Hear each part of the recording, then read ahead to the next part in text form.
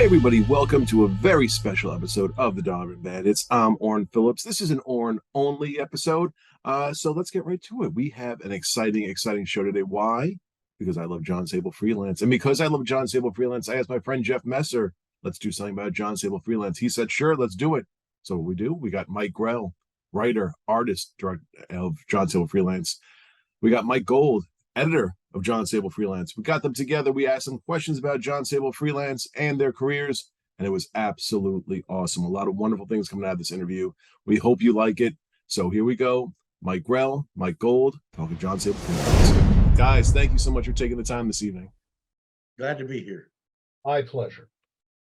My first question is, do you guys remember the first initial meeting to discuss Jon Sable, and what were some of the thoughts that were going back and forth in that meeting?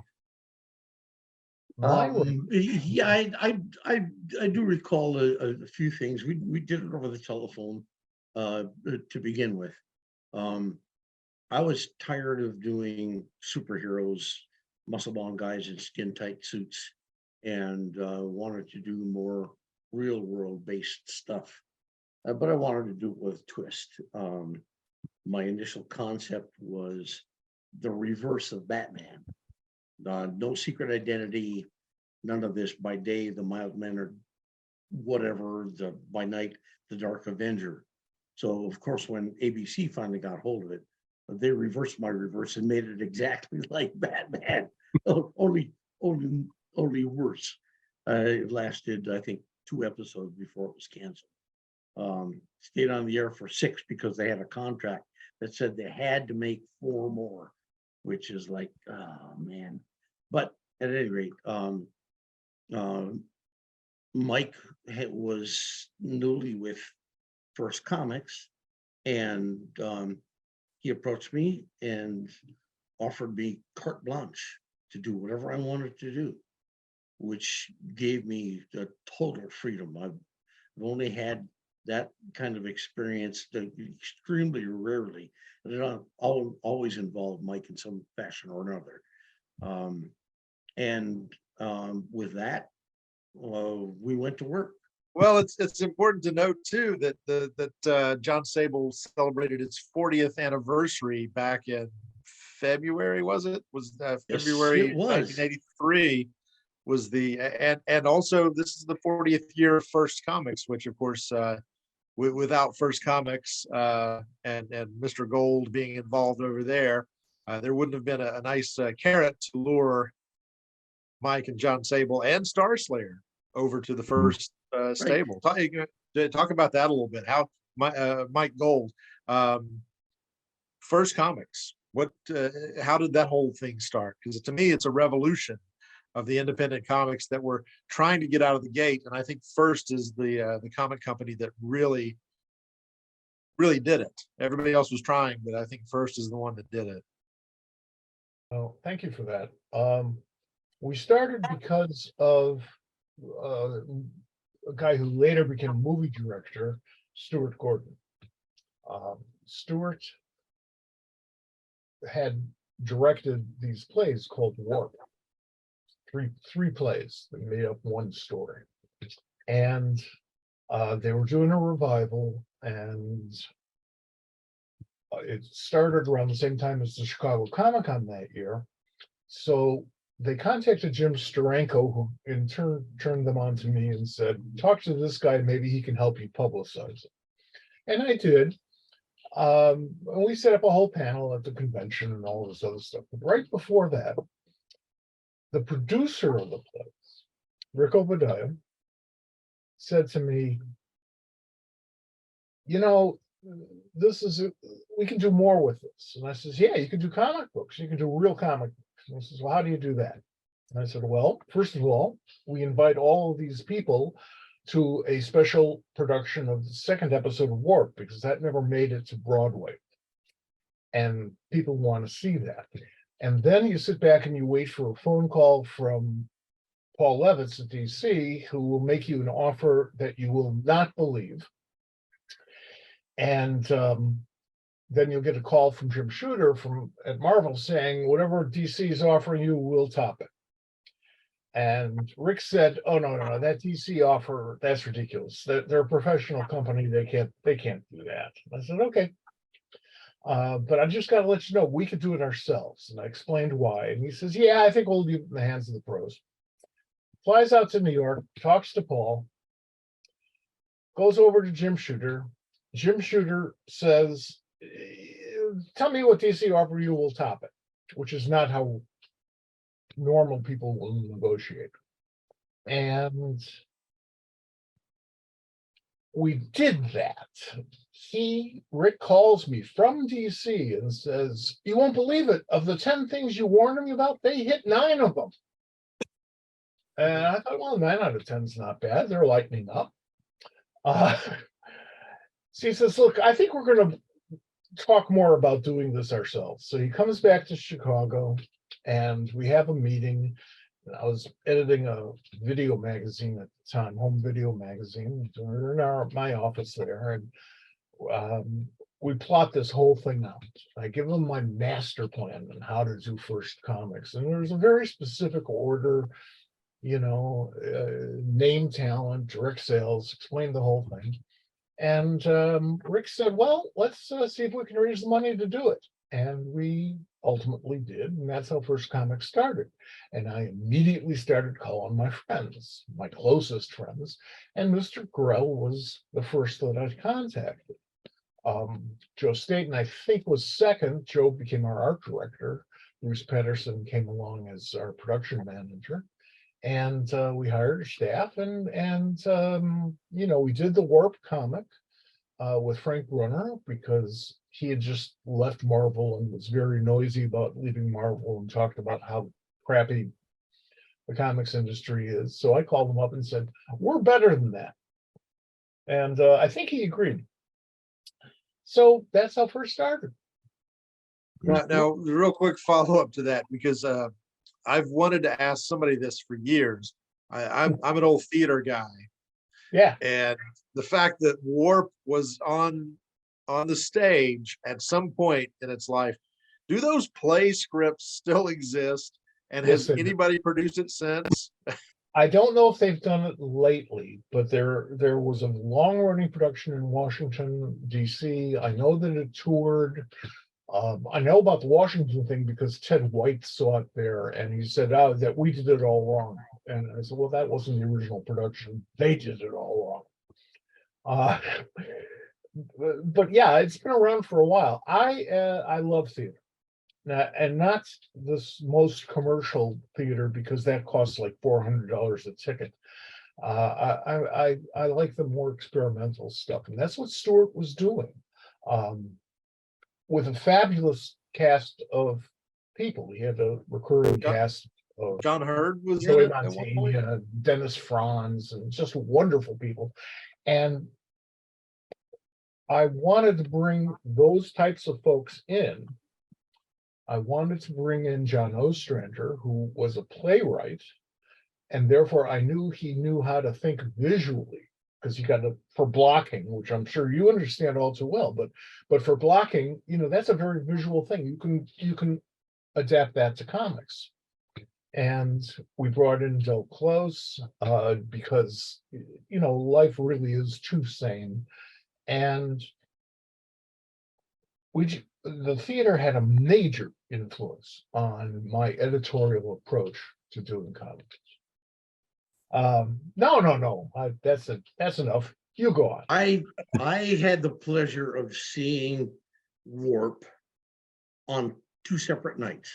Were they all in spandex? That's my first question. Is like, were they in that unitard looking The thing? spandex was amazing, because one of the characters, a very curvaceous young lady, had a spandex dance skin that had cutouts all over her body. I have no idea how she managed to put that thing on every night, but she managed to cover the important parts. But what I loved about the Cookie Gluck is named Cookie Gluck. She's a very well-known costume designer nowadays. I mean, the Warp Place started in the early 70s, so we've all been around for a while. But Cookie was just insanely ingenious. just unbelievably so. I The- sorry, I just had to plug her. The thing that I loved about the Chicago production that I saw, which apparently was missing from the New York version, was that it was minimalistic and they left so much to the audience to get involved and use their imagination. They used a wine opener, the kind with the ears, as a ray gun, and the basic, even the big pieces were very minimal, but it was fascinating. It was coordinated with music, the action shots, and the use of strobe and everything else were just incredible. I was talking to Jeanette Kahn at the Chicago Comic-Con after I saw the play. And I'm sitting on the dais, and I was describing to her how this character vanished right in front of my eyes. They fire off a flash pot, right? And when your eyes come back into focus, the character is gone. She's disappeared just in that flash.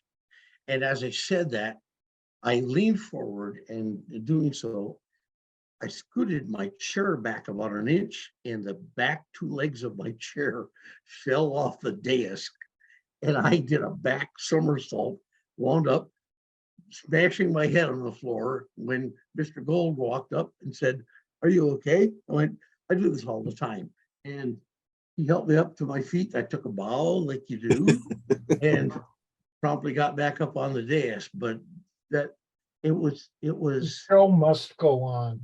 the show must go on. Absolutely. Absolutely. But the point of that was that that Chicago production was so enchanting because it was pure theater. That's all it was. No special effects, no big gigantic sets or anything like that. Nothing like Phantom of the Opera. And but it was still entertaining as hell, funny in so many places. There was one line in the play that did not translate well to the comic, unfortunately, because the visual acting that Frank Brunner gave the character was deadpan. But there's a line where they're talking about the villain and what his lost my earpiece here. What his goal is, what's his purpose? And the response is, well, he wants to destroy the universe. And the comeback is, where's he gonna live? Which to me is still one of the funniest damn lines I ever heard. Also my favorite line in all three plays. Chicago theater had at least a tradition of sort of minimalism when it comes to sets, certainly not performance, but definitely when it comes to sets and Right. special effects and that sort of thing. And I think that comes from Second City, because that's Yeah, I can see City that. could afford. They could afford doors and chairs, and everything they did was built out of doors and chairs. And that leaked over. Grease got its start in Chicago. Oddly enough, I was in the theater building when Grease got its start. They had a little cafe, which is actually what paid the rent. And I was signing a contract for my next radio show on opening night. And we saw, the critics go into the theater, and we saw people's, friends, but it was like half full. And at the end, I signed the contract, and the station owner shakes my hand. He says, "Wow, we're gonna have a great time." And I said, "Well, I know this. We're gonna have a better time than those guys are having right now." I was probably mistaken about that, but that original production of Grease was also done comparatively minimalist, so it really was a tradition. Imagination goes a very long way. I can actually I can bring us back to Jon Sable vis-a-vis the theater discussion with a little anecdote. And I don't know if Mike Grell, since we have two mics, we have to use last names to be all formal. In 2003, I was running a little black box theater in Asheville, and I found, this was the beginning of the internet, really. So I found MikeGrell.com, and I had almost met Mike back in '87 in a comic shop, and just by happenstance went to the wrong store, and it was like 30 minutes before closing time, and the other store was an hour away. But I got his email, and I emailed him, his website. And I said, hey, I'm a playwright, and I have this idea that I could adapt the Jon Sable origin story to stage. What do you think?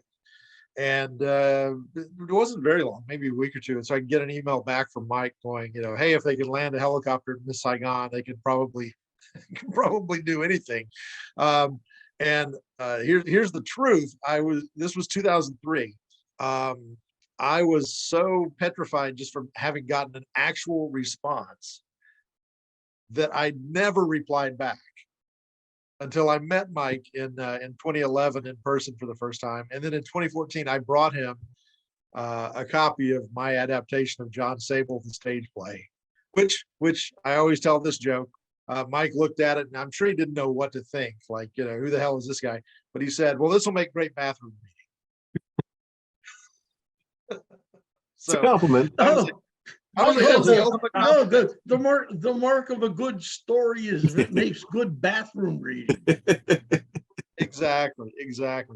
But it, to bring us back to the Jon Sable thing, it's not, you're talking about Warp was a play, and people might not really think about that because Sable and what Mike was doing with it was so real world. No wonder it was like made into a TV show. I mean, that's when they had The Equalizer and Spencer for Hire and Remington Steele were all TV shows. And it's like Mike was writing a real world kind of scenario with Sable. And I think it was really pretty groundbreaking for a book that was not superhero based to be as popular as it was at the time. Right.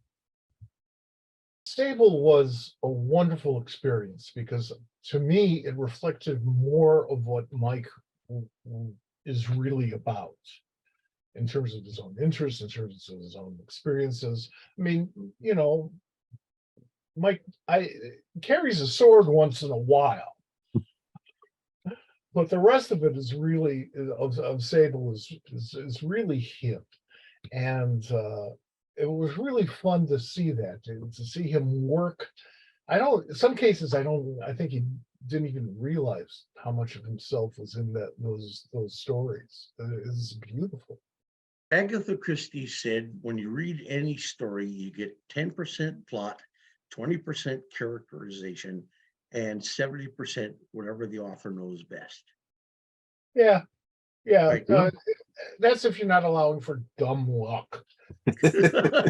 Oh, dumb luck is the other 90%. Yeah. The other 90%. Yeah. And writers just don't know math. They just can't do math. So if I could do math, I'd be an architect. Marshall Rogers was an architect and what? His way into comics. So maybe yes, maybe no. Yeah. depends on who you ask. What I wanted to do with Sable was to create a book that would give me the opportunity and the inspiration to do my best work. My favorite subject matter, my favorite settings, everything, because it's what I wanted to do. I would never have to open a script from another writer and think, oh my God, now I have to draw this, right? Unfortunately for me, as I became a better writer, I started writing myself into some horrible corners that, as Mike Grell, the writer, goes, it's just this, right? That's all it is. As Mike Grell, the artist, you got to sit there and do this hours and hours and hours and hours and hours and hours and hours, days. But if at least when you got pissed off at the writer, you didn't have to shout much. Yeah. Oh, I'm hard of hearing now, mostly deaf in this ear, so these days I do have to shout. Me too. Oh, hearkening back to the first comics days, when we started up with First Comics, Mike introduced me to John Ostrander, who's a fabulous talent. And John and I hit it off, clicked right off the bat. Mike had the idea that my Star Slayer project, which had begun at Pacific Comics and ran for 6 issues, could be a good way to springboard into First Comics. And we met, and he introduced me to John, and we clicked right off the bat. He's just an incredible writer, and he took the project in directions that I never would have thought of. And along the way came Tim Truman, fabulous artist.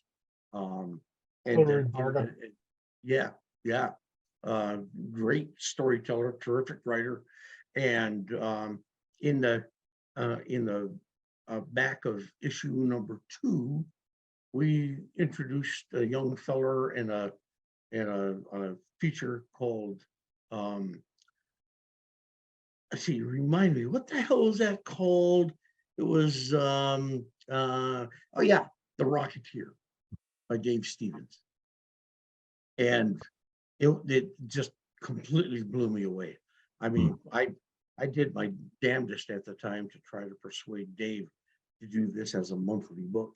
He wouldn't be persuaded for love or money, because he was so dedicated to the perfection of his art. He wouldn't be rushed. He wouldn't be pushed into a corner where he had to produce a page a day. He was happy doing a page a week. And you can see that obviously in terms of his body of work and his legacy, that paid off for him, because he's one of the greatest artists ever in this industry. And to have that association with him is just incredible. I had the great good luck to be in Salt Lake City in, I can't tell you when, early 80s, and doing a store show. And no, wait a minute, it might have been Boise. It was Boise, Idaho. One of those damn places. At any rate, they kind of run together. At any rate, I'm doing a store show, and this young girl, maybe 12 years old, comes up to me with a copy of Star Slayer number 2 to be autographed. And she says, do you know Dave Stevens? I said, yes, I do. And she said, what's he like? I said, well, he's way too tall, he's way too good looking, and he's way too talented. And I would hate his guts, except that he's one of the nicest guys you'd ever meet. And she said, oh, good, because he's my big brother. And Mom and Dad were standing right behind her. Luck of the draw. And I'm like a bowling pin. But it was true 100%. Dave was one of the sweetest, nicest guys you'd ever want to meet. He did some nice work on Tarzan too. People aren't familiar with that stuff, because they were doing it 4 boroughs. You've done similar. Yeah. I think that was your tenure was after his, but he did that European comic book stuff with Mark Evanier and a few other folks. Really nice stuff. It's amazing with Dave Stevens, for such a relatively small body of work to have had such a lasting impact on the industry. Oh, yeah. And to think it all started with Star Slayer and at Pacific. And of course, Star Slayer eventually helped to spin off Grim Jack, which is, no small potatoes. Yeah. Yep. And Grimjack also gave birth to Munden's Bar, which ultimately gave birth to Wasteland and some of the just most bizarre comic book stories of all time, and I'm so proud of all that. Thank you, Del. And really gutsy in some cases. It's like everybody would walk up to me at a convention and go like, how do you get away with publishing this? And my response was, I pissed off the publisher in the very first issue and she never read it again. So I could do anything. Whatever works. That's kind of the story of our careers together. Yeah. A question about John, and this is for both the mics, is, we've seen stories about sort of vigilantes, people who have suffered personal tragedies, and a lot of them sink into the darkness of it. And it seemed like in the book, John managed to retain his humanity. Why did you take that approach that he wasn't like, I don't want to say like the Punisher, but he was someone, he wrote children's books. He, put himself out there in the world and met people instead of just focusing so much on the tragedy that occurred. In terms of storytelling, I believe you have to have a balance. If you have something that's ultra violent and ultra serious, you have to give the audience breaks of humor, of romance, pathos, something that will engage your reader and make them feel what you're feeling. There's a sort of a standard shorthand for the typical vigilante hunter killer, whatever you want to call them, which is introduce the family on page 1, by page 3 they're dead. and the rest of it is all about his vengeance. I wanted to take this guy who had skills already. He was an Olympic pentathlete, running, riding, shooting, pistol shooting, fencing, and horseback riding, and take him from just maybe not an average ordinary Joe, but someone who had a life before, and turn him into what he was going to be, and then take him from that to where when his family is killed, his sole purpose is vengeance. What do you do when your vengeance is done? When he thinks he's already killed the white-haired man, when he has that final confrontation, what do you do afterward? His whole life has been turned upside down, and it's more a story of the rebirth of that character, the resurrection of his character. He struggles to rebuild an ordinary life, while all the time he still has this death wish, because he's carrying this horrible guilt for the fact that he wasn't there when his family was killed. He would have been happier by far if he had died along with them. That's all there is to it. So just like in Green Arrow, in the Green Arrow series, that whole story arc is love story between Ollie and Dinah. The whole story arc in Sable is about his resurrection, recreating himself, finding a new life, finding a new direction, and it continues to be that. Over the years, I've always held on to that. When you have a character who on the surface seems to be one-dimensional, it's the writer creator's job to make him three-dimensional, to get inside the reader's head, inside their heart, and make them care about this character. From my perspective,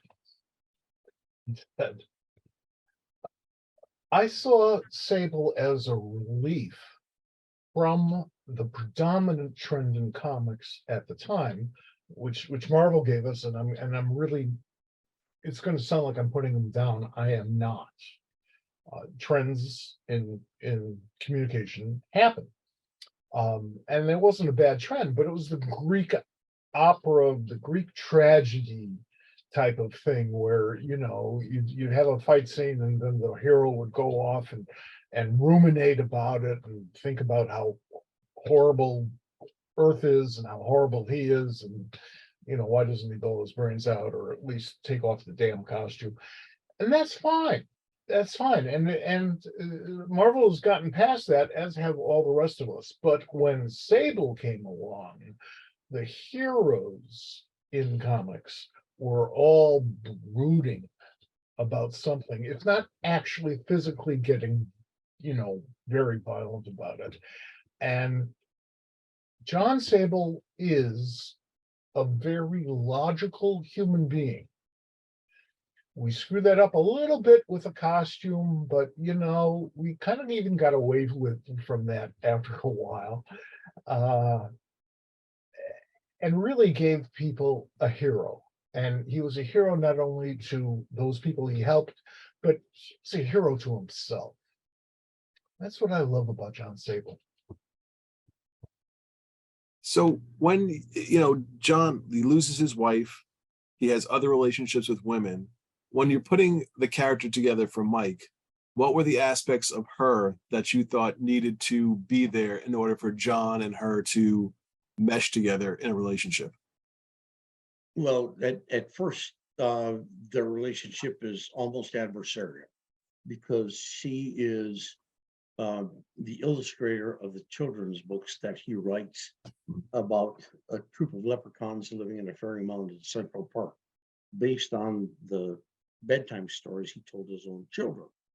And because he has his own vision of what this is supposed to be, what it's supposed to look like, he has disagreements with her on an artistic level, and he's only communicating through his agent, Eden Kendall, and has no idea that she's a woman, and also has no idea that she's not only younger than him, she's a good 2 inches taller than him.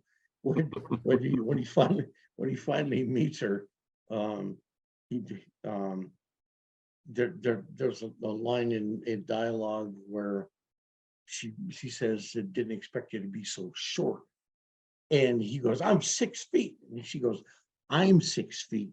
You're maybe 5'10," and that's held true for so much.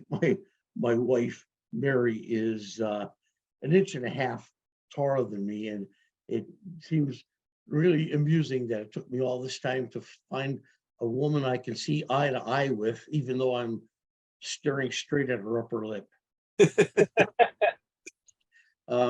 And it gave a chance to show that transition, because the typical Hollywood version of a hero who's lost his wife, the 2 scenes later, he's in bed with some other woman. In this case, I took 2 years to put Mike and Sable in bed, and I'm glad I did. It was a case where the relationship had to build. It had to change from adversarial to cooperative, and then a bit of back and forth. There's always a lot of humor involved in it, particularly when I created the character of Gray Adler, who was Mike's roommate. Turned out Gray is the first regular appearing gay character in mainstream comics, and I had no idea. It just seemed logical that an artist who is an illustrator living in a loft in New York would need a roommate, right? And then I went for the joke. There was a Beetle Bailey cartoon where they featured the very first Black character, Lieutenant Flap. And there's a scene where Sergeant Snorkel, the tough old Sergeant Major, is talking to Lieutenant Flap, and he says, everybody thought there'd be conflict between us, but hey, we're all brothers, right? And he puts his arm around Flap's shoulder, and Flap turns over and says, yes, but some of us are lieutenant brothers. And I don't want her to create that moment where Sable he's been pursuing Mike. He's attracted to her. She keeps fending him off. So one day he goes over to her loft, and while he's there, he meets Gray, and they start talking back and forth, and they find out they have similar interests in movies, old westerns, sports, fencing, right? Because Gray knows fencing from his stage work. And Sable says, well, there's a Olympic tryouts at the Garden, and I can get tickets. Would you like to come? And so Greg says, sure. And off he goes, and Sable turns to Mike and says, God, I'm so sorry. I had no idea you're involved. And she says, we're not involved. I'm not his type. And Sable says, what's his type? Short, fat, and ugly? And she says, no, tall, dark, and handsome. And that was the whole point of creating that character. It came back to me. I was unaware that I had created the first gay character in comics until I got a phone call from Pride Month. Okay. Yeah. Okay, go ahead. Very well timed. Mm-hmm. Oh yeah, yeah. But I have a question for Mike Gold too on that. As an editor, you're working as the editor on this book, and Mike Grell is handing you these scripts and stories, and you guys are discussing things back and forth. Sable, because of its humanity, I think people gave it a pass. It wasn't just your slugfest action, shoot 'em up sort of hero book, but you guys managed to sort of slide some controversial now types of things into the storytelling.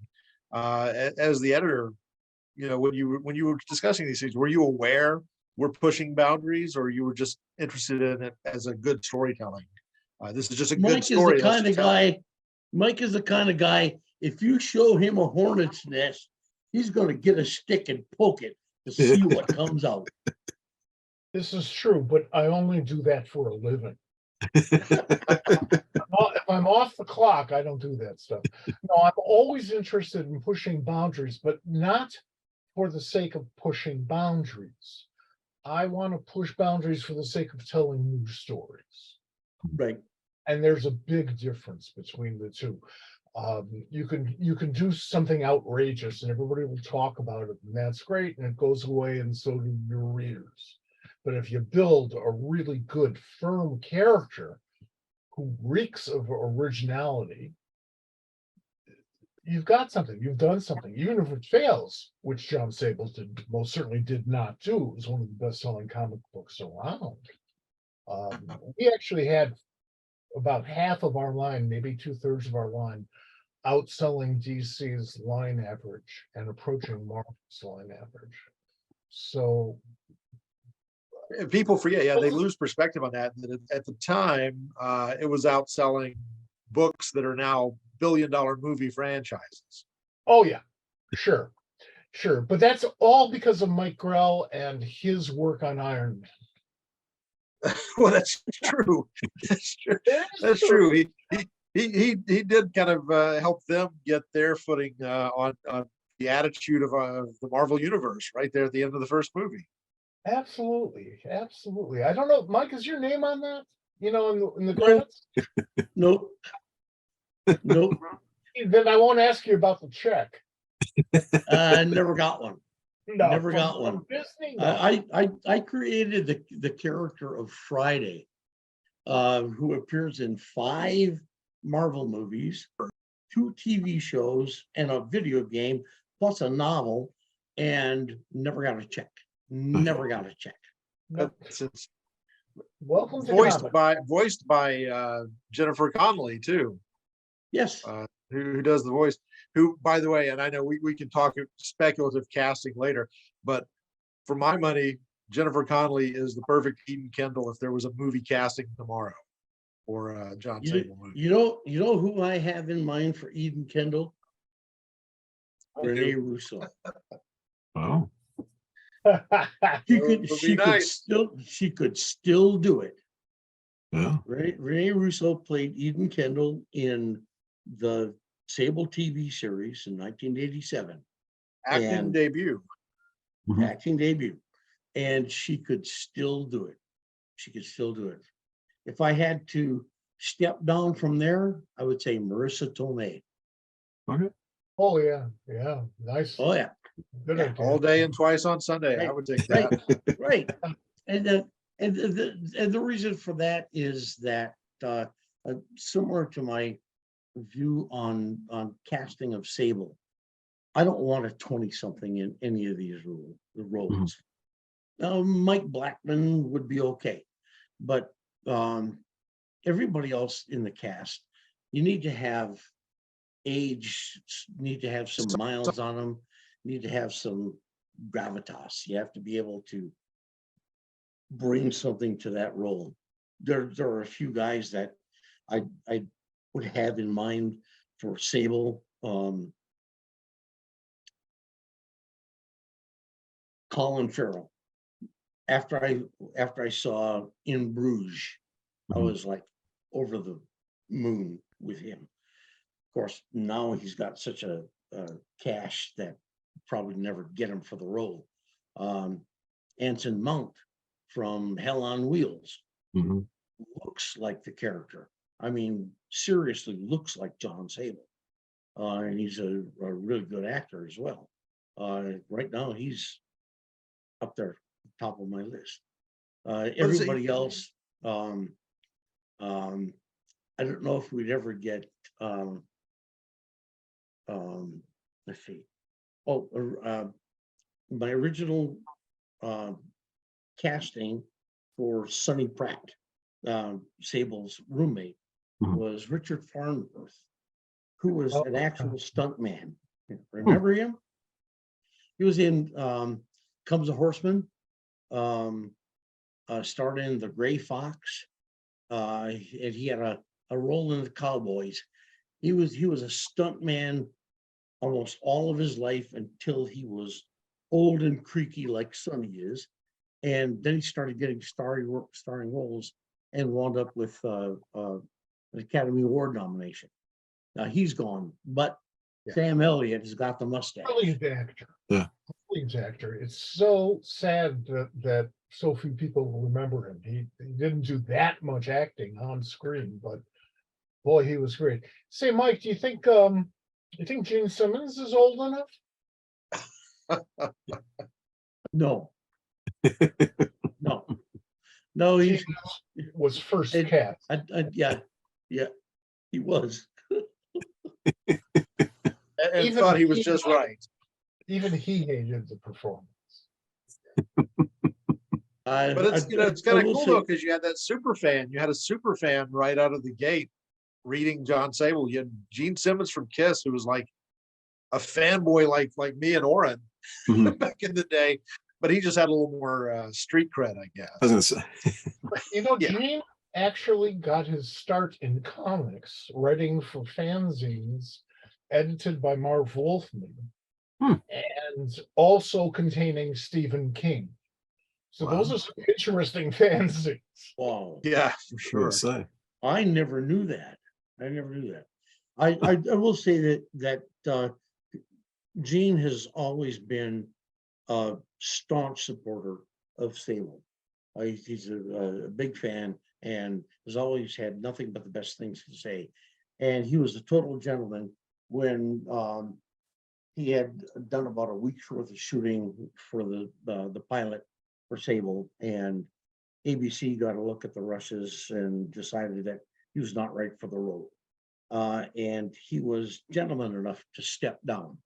He could have fought it. I mean, he could have fought it and made a big stink, at which point ABC would have just yanked the plug and that would have been it. But he was enough of a fan that he was supportive and still is. So you know, Gene who knows? was and is a brilliant businessman. Oh yeah. And he really knows his stuff. I mean, I haven't seen him for some years now, but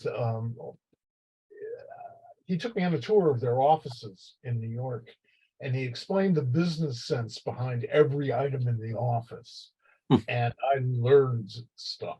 I was thrilled. That's pretty awesome. Yeah.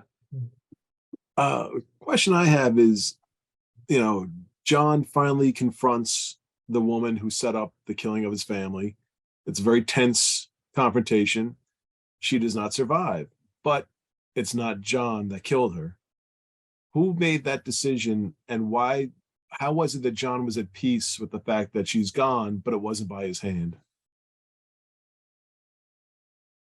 I'm a big Mickey Spillane fan. Okay. Mm.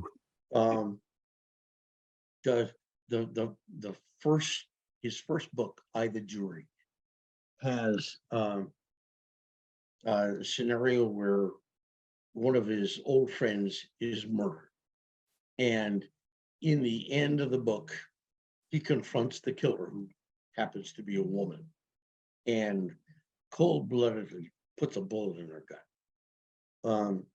The reason why I ended it the way I did was because I wanted it to be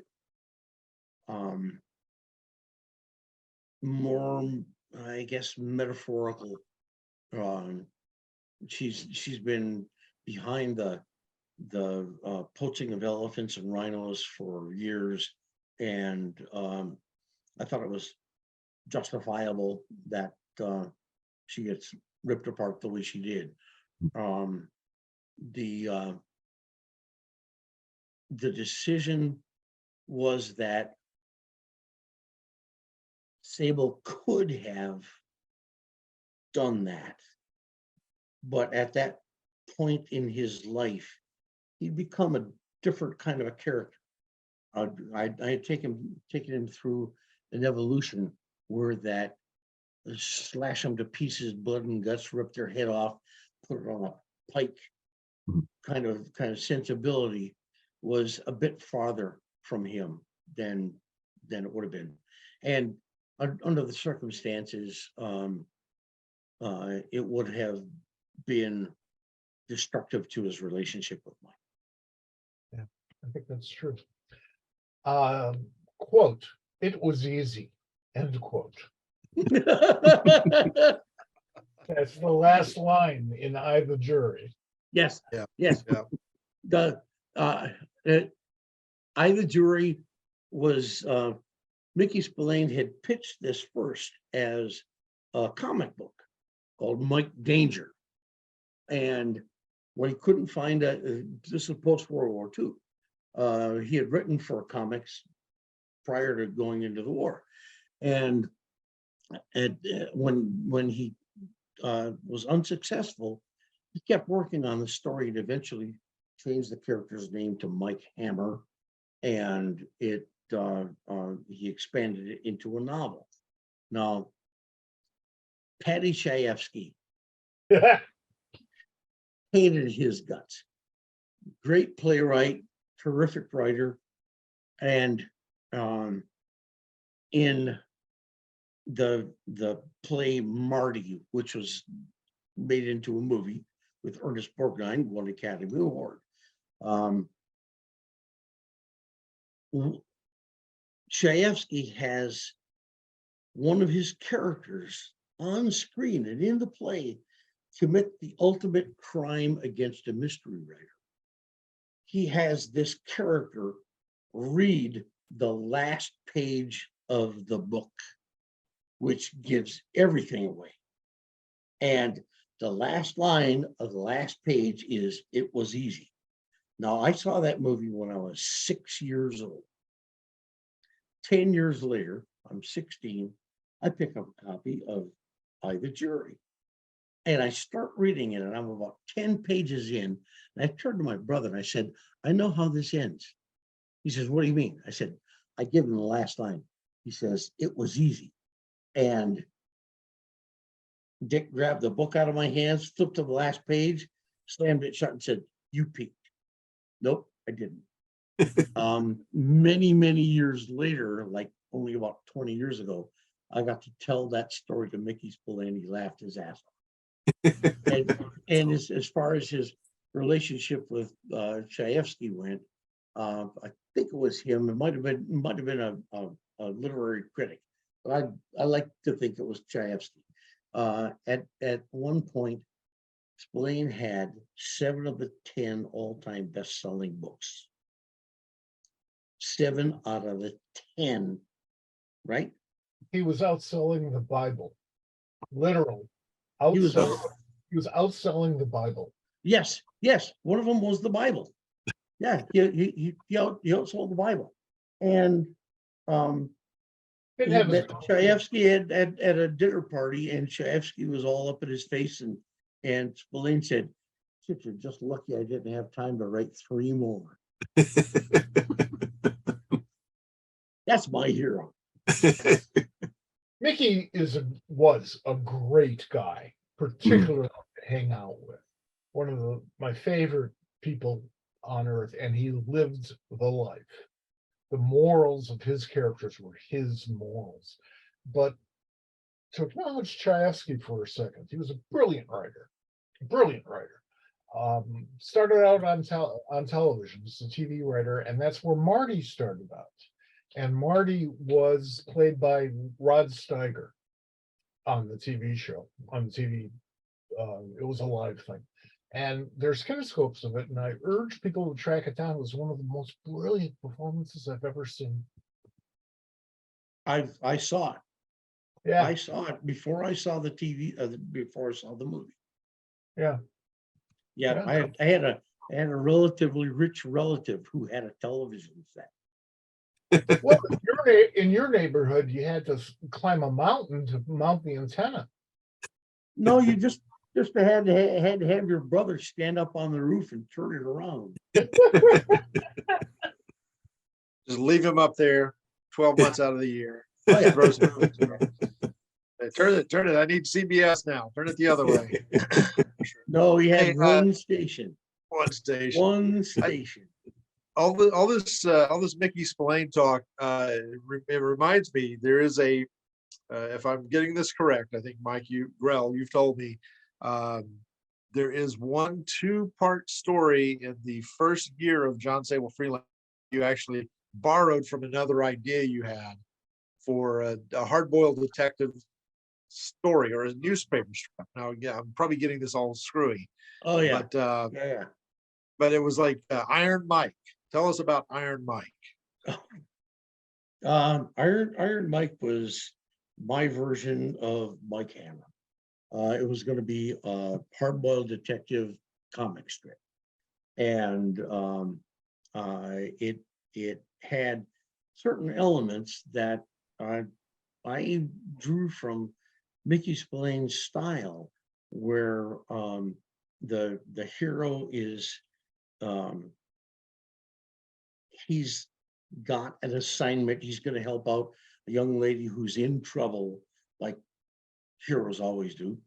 And in the process of doing so, he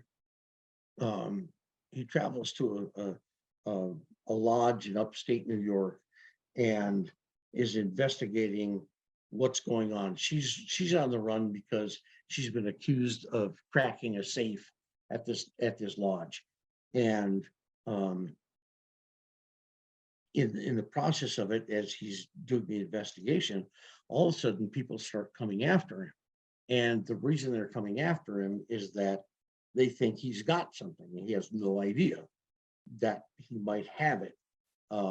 In something that I borrowed from Mickey Spillane, he does have it, but he is unaware of it because the person who actually stole it knows him, knows his reputation, and mailed it to him. So it's waiting for him when he gets home at his office.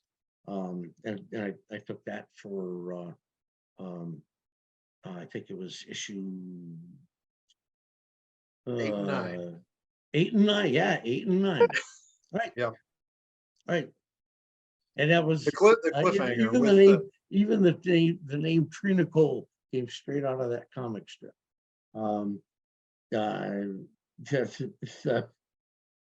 The first time I showed it to a newspaper syndicate, Richard Chariot, Chicago, let's see, not the Tribune. God. Publishers? Publishers Yeah. Hall. Yeah, no, syndicate. Yeah. Yeah, they did Buck Rogers. And Oh, then, that's National Newspaper Syndicate. I worked yeah, there. newspaper syndicate. Oh, Yeah. At any rate, he took a look through my portfolio and said, "Kid, if you'd been here 15 years ago, you'd had it made." Wow. yeah. The only time in my life I ever wished I was older. That's all right. Jon Sable turned out much better because of that leftover story. I think so. Well, lots of things are leftover stories. I pitched Julie Schwartz on a Green Arrow story about a Holocaust survivor who has picked up a bow and arrow, and she's going around and shooting Nazi war criminals who had been brought over to the U.S. under Operation Paperclip. And Julie said, no, that's not the story. Here's what it is. See, it's not a girl, it's a boy, and it's not a bow and arrow. It's a sling, and the boy is the reincarnation of King David. And I said, I don't want to write that story. I'll draw it because I need the job, but he handed it over to Elliot Magan to write. And I did draw it, but that story went in the drawer, and years later, 15 years later, comes the Longbow Hunters, and they pulled it out, changed the character to a Japanese archer, and that became the shadow character in Green Arrow. Waste not, want not. Never throw anything. Mike and I, the two of us have talked about so many different projects over the years. And I would bet you dollars to donuts that Mike could do any one of those projects today if he so desired. He remembers them, he puts his blood, sweat, and tears into them without taking them too seriously. That's pretty good. His memory is amazing. Stop that, Mike. You're very Yeah, what was your name again? yeah, exactly.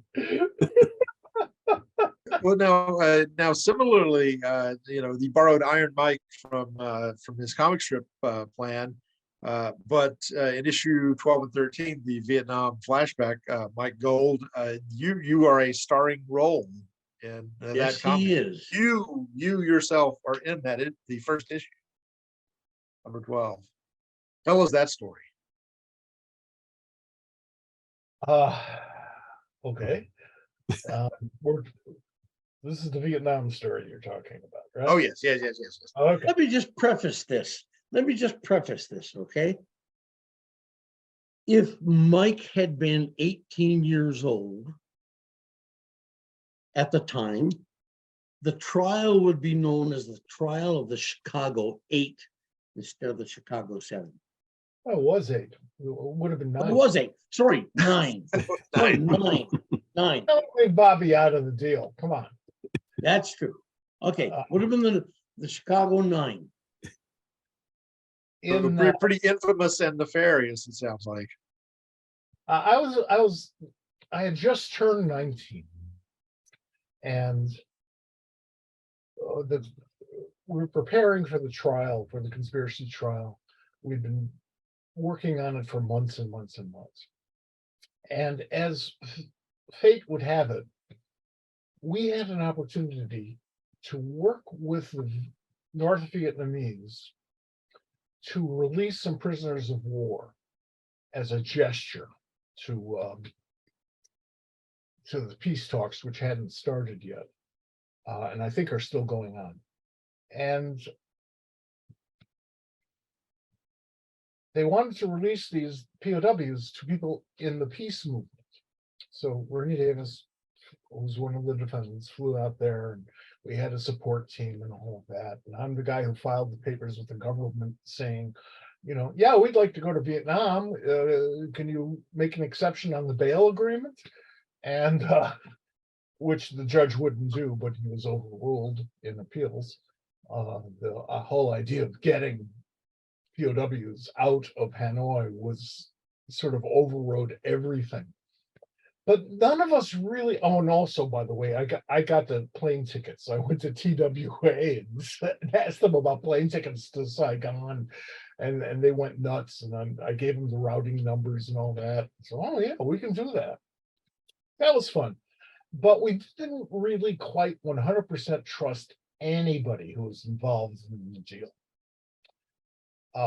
We made an effort to smuggle letters out from people who were not released.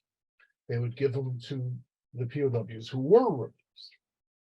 And I met the plane in Germany to pick up those letters and took a different plane home.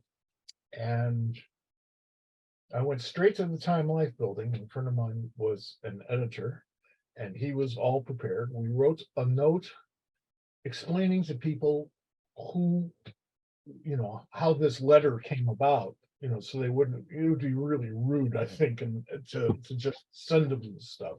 So we explained it to them, and we put them in envelopes, and at around 2:00 in the morning, I went off to the main post office in New York to mail them in like different mail drops because we're paranoid.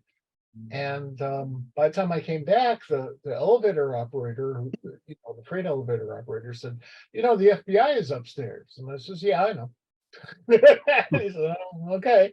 So he takes me upstairs, and we're talking with the FBI, and the FBI says, where are the letters? And I said, well, I don't know what you're talking about. What letters? And they said, well, we're going to search this place. And I said, I want to be there before the judge when you ask for the writ that gives you the permission to raid the offices of Time magazine in 1969. And they left. The FBI just left, which was pretty much my relationship with them. I frustrated the hell out of them for years. Yeah. But we'd already gotten those letters off in the mail. Okay. It's okay. Let it go. And Mike, I told Mike the story, and Mike quite accurately, including how he drew me, quite accurately transferred that to Sable. And I'm really proud of that. I gotta tell you, that's really cool. Lifelong comics fan, lifelong political activist, did some good work, and there it is in print. Isn't that cool? That's pretty awesome. It added to the reality that Sable was depicting, which again is something that you saw in no other comic book anywhere at the time. That's true. And let me hasten to add the fact that Mr. Grell was in Vietnam. He knew what of I was speaking, among many other things. And depicted some similar experiences of yours, Mike Grell, in Vietnam were depicted in that storyline too, right? Yes. There's a scene where Sable wakes up from a nightmare, but in his nightmare, he's having a flashback of a Air Force airman who's walking to personnel, and a rocket falls out of the sky and blows him up. And when he walks up to the guy, they have the same name, different spelling, but basically the same name. And 1971, I was in Phan Rang, and an incident like that happened. And I was not on the spot. An old sergeant grabbed me by the collar and yanked me back in the building as I was trying to run out the door to help this guy who was lying on the ground all blowed up. And when I found out what his name was, it was close enough that it freaked me out. And honestly, when I drew that story, I went days with very little sleep, and I would look up from my drawing board, and I was an illustrator in Vietnam, not combatant, non-combatant, never anywhere really near the action. You know, the closest was 100 yards away from that guy who got killed. But I woke up, I would look up from my drawing board, and the area around me was Saigon. I would see guys coming in and talking to me that I had been stationed with at the graphic shop in Saigon. And then I would turn around and look behind me, and I was home. And it was to the point where I couldn't sleep for days because I was afraid of what my dreams were going to be. At one point, I had this horrific nightmare where I woke up. I woke up from the nightmare, but in the dream, I was in a river that was filled with skulls and bones, and struggling to get out of the river. And it wasn't until, I came to from that, and I was standing in my bathroom in the shower with the lights on. No idea what happened in between, but that's where I found myself. Years later, I moved to Seattle, and I got my first cable television, and I was scrolling through channels, and I came across The Killing Fields, and the scene was exactly from my nightmare. And the next thing I knew, I was standing in my shower. My only case of PTSD, and I hope it's the last time ever. And if it can affect someone who is non-combatant in that way, then God only knows what it's doing to the other guys. That story was intimate on so many levels for both Mike and myself, that I felt like I had to do my absolute best. And the upshot of the story is that even though it has to do with the quest to find a missing airman, a downed pilot who is MIA since the war, they succeed in that they find his body. But even that is a small success, because now the family has closure. But the question is still, what about all those other guys? What about all those other families? Yeah. And that's the kind of stuff that, lighthearted stuff that we were trying to do with Sable, your average gag cartoon. We were always pushing the envelope to see how far we could take it. And I had the great good fortune to work with Mr. Gold, who was always 100% in my corner and knew when to put his thumb on my neck and say, wait a minute, better look at it from this standpoint. And it always paid off. It always paid off. I used to say, what makes a good editor? He should know how to spell, punctuate, and know when to leave me the hell alone. Well, that leads to disaster, because if you don't work with someone who you respect and who has the intellect and understanding of your character and your storytelling methods to step in and say, I think you got this wrong, you better revisit this. you're going to wind up in deep trouble. One of my favorite examples of Mike stepping in was actually during Green Arrow. I got a phone call from him. He said, Dan Jurgen has this idea. He wants to do a crossover between Green Arrow and the Warlord. And I'm like, oh, no freaking way. And he went, hang on, just hear me out here. It's based on the well-known fact that you only know how to draw one face. I laughed my ass off, and it turned out to be one of the most fun stories we ever did. It also came after a very heavy storyline. Oh, yeah. So I wanted to relieve a little bit of the pressure on the reader. You don't want to just give them more and more deep, dark stuff. And it's hard to avoid that sometimes, but I think that story was a hoot. I really enjoyed it. It definitely was.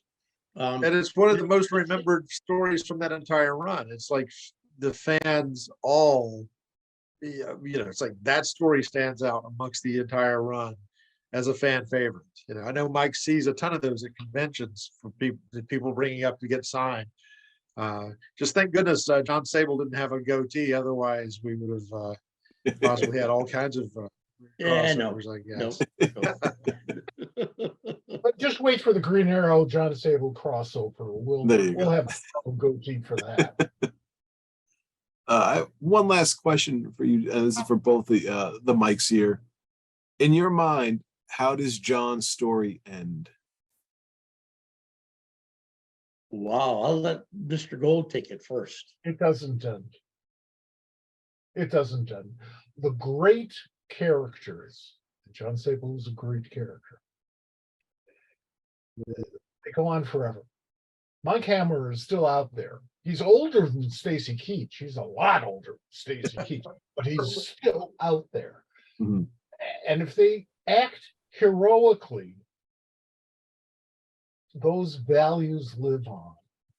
So Jon Sable is in millions of people, and Earth is a better place for that.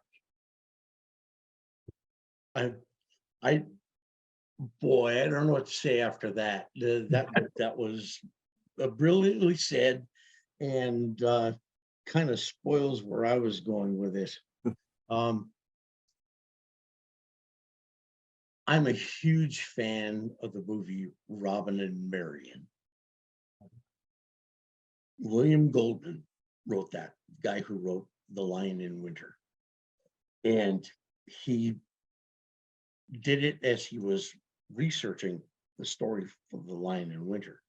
And when he pitched the producers on it, they said, "You want to kill Robin Hood? You might as well kill Tarzan." And he went, "That's a great idea." and at some stage of the game, a story like that can be extremely powerful. Hey, the spoiler alert, they killed James Bond, right? Yep. And In it both was books and the movie. and so they bookended Daniel Craig's run, I think, in an excellent way, and probably the only way that Bond could end. And I wouldn't have a big issue with that being Sable's exit line. I always figured that somewhere deep in the future, Sable and Mike would be married and living in Alaska. And in the, he's writing outdoor adventure stuff, the outdoor articles for Field and Stream, Outdoor Life, whatever. Comes Matt Helm. Excuse me? Comes the real Matt Helm. That's in the books. That's what Matt Helm pretty much. Really? Yeah. Yeah. I'll be damned. Okay. Well, from Matt's lips to my ears. And Mike is painting wildlife, and they've got a happy life. And somewhere in the dead of winter, when the Bering Strait is frozen solid across the ice, comes Sparrow, his nemesis, the Russian assassin. And I would just love to see that final confrontation between the two of them. And what I have in mind, like Mike said, you know, Sable would go on forever, but in a changed way. I'm not going to spoil it. Although, yeah, I've pretty well spoiled it, haven't I? Here's the thing: if Good you cliffhanger. have a character that you don't own, and luckily Mike does own Jon Sable. Mhm. If you kill off a character that you don't own, or that your successors decide to fuss with, then you're just inviting somebody else to step in and bring them back. Yeah. And it's okay that, you know, I mean, that's commercial stuff. We live in a capitalist society, blah, blah, blah, blah, blah. I'm okay with that. I just don't want to make it easy for someone. Because when you kill off somebody and bring them back, you can do anything. And it's important to keep each character at their essence. That was true with James Bond, with the Daniel Craig stuff. They went back and figured out what made James Bond work and how do we do that today. And they skipped over everything else in between, and it worked quite nicely. That's why when I finally killed the warlord after 35 years, I burned the body. But that doesn't mean I haven't figured out how to bring him back. Next year is the 50th anniversary of the warlord, and I have a feeling we'll be talking again. Oh, wow. Wow. Spoiler. Yeah. You're talking to Jim, huh? Yeah. We're dropping all kinds of announcements here. We've got the final Sable story. We'll pencil that in for 2026, Mike. We'll put that on your calendar. Let's push that a little further. 28. Okay, 2030. How about 2030? 2030. Okay, we'll do that in 2030. 2033. 50 If you years. start now, you might We'll just- make that. Yeah. You know, and you know, just as a personal, as we wrap up here, just as a personal thank you to both you guys. I've gotten to become great friends with Mike Grell, which childhood dreams come true. Reading Jon Sable Freelance, I knew I wanted to be a storyteller, but when I was a teenager, when I was 12, when I first read Maggie the Cat in issue number 11, because it was the only one I could get from the mail order catalog guy from the Comics Buyer's Guide. So the first issue of Sable I read was Maggie the Cat because of that cover. I was like, that's the one I want. It made me kind of change my course as to what I wanted to be as a writer and how I wanted to become a storyteller myself, because suddenly I saw you can do this. This is amazing. And it's, you know, it's an honor to be working with Mike, and to be and we have to get Mr. Gold, we have to get you a copy of the newly remastered hardcover omnibus edition of the first 13 issues of Jon Sable Freelance, because it has never looked better. And getting that out there for the fans to see, I hope renews an interest. And I would love to see people circle back around and go, I want more of this in my comic book life. That would be a dream come true. Let me tell you something. I am amazed and astonishingly pleased that people still remember First Comics the way they do. Mike and I will be together with much of the old original First Comics crew celebrating the 40th anniversary in Baltimore in September. And, you know, we're all getting to be of the age where if we can get together, we do, because we can get together, you know. So I'm really looking forward to it, not necessarily for the panel or any of that stuff, just to see my old friends. a more talented group of people I could never find. Well, as fans, we just want to thank you guys for the work you've done, the love and the effort, and the detail you put into every panel of every issue of Jon Sable, because like Jeff said, it changed so many lives. It's our favorite comics, and I know it's so many people's favorite comics. So to the both of you, we can't thank you enough for the adventures you took us on with Jon Sable. Our Thank you. pleasure. Thanks for buying me all that food. Here's to many more. We'll get you a super happy meal with the future of Jon Sable. Let's hope. Fingers crossed. There you go. Mike and I were plotting the Sable graphic novel Ashes of Eden, and it involves a terror plot and a heist at the same time. It's a diamond heist, but at the core of it, it's a nuclear terror plot. And in the course of plotting this, we were several exchanges back and forth. I researched how to build a dirty bomb, which these days would get me a knock on the door. And as we're going through this, I discovered that you need a certain mass of fissionable material in order to get an explosion. But you can get by without the critical mass if you encase it in a beryllium reflector. And so the whole plot of this thing involves Sable unknowingly transporting this critical piece into New York City, where they plan to detonate it below the Diamond District,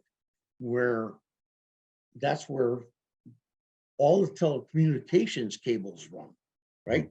Plus, there's a fault line there. Right. There's a major fault line. Right.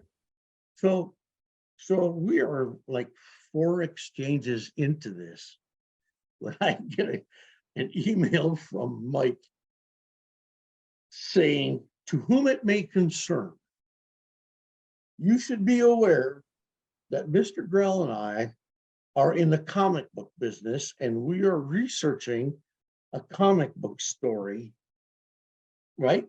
And fortunately, we never had any repercussions from it.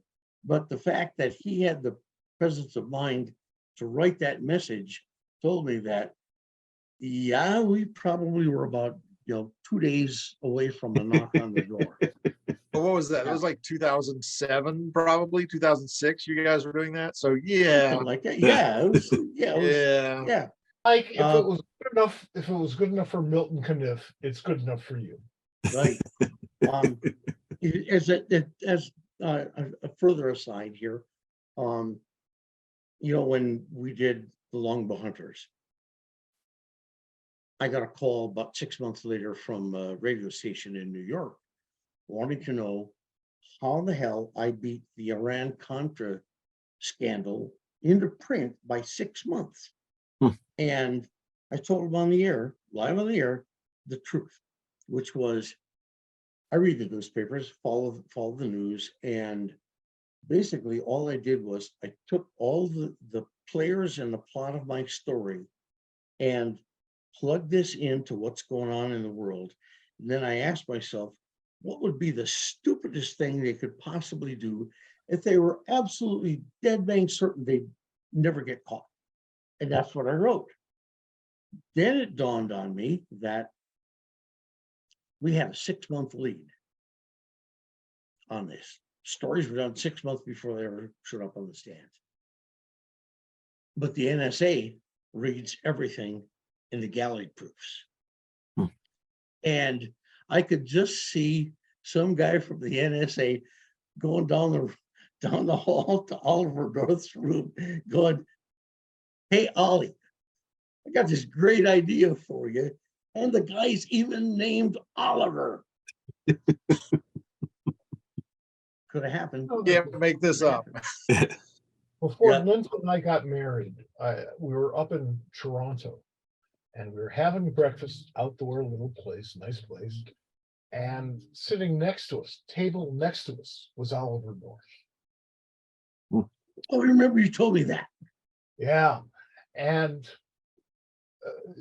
I made a couple of jokes, but nothing too serious, because I figure if I noticed Oliver North, probably other people did too, certainly from the Canadian government, American government.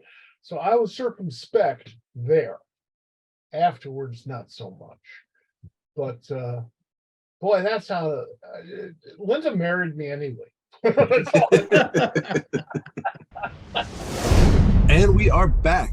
How awesome was that, guys? Like, we got to hear from the two men who really molded this character and created it and made it such an icon that it is. Really good insight, really cool stories. These guys are legends in the comic community, and they were so wonderful to share their time. Jeff, thank you so much for tagging in and doing this with me. Great co-host. You asked really wonderful questions. I'd love to have them back. I mean, there's so much more we could talk about, but this is what we have for now. So thank you guys for listening. Please rate, review, subscribe, and we'll see you next time.